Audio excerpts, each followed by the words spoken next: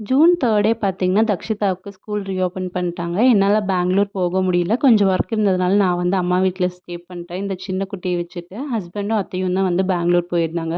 அம்மா வீட்டுக்கு வந்து ஒரு 2 டேஸ் ஆகுது. அதுக்கப்புறம் பார்த்தீங்கன்னா, அம்மா லஞ்சுக்கு இதெல்லாம் வந்து செஞ்சு வச்சிருந்தாங்க. அம்மா என்கிட்ட உளுந்த வடை வேணும் அப்படின்னு சொல்லி கேட்டிருந்தாங்க. ஸோ ஈவினிங் போல செய்யலான்னு சொல்லிட்டு ஒரு 3 ஹார்ஸ்க்கு முன்னாடியே பார்த்தீங்கன்னா, உளுந்து வந்து 200 கிராம் அளவுக்கு நல்லா ஊற வச்சு எடுத்துட்டேன்.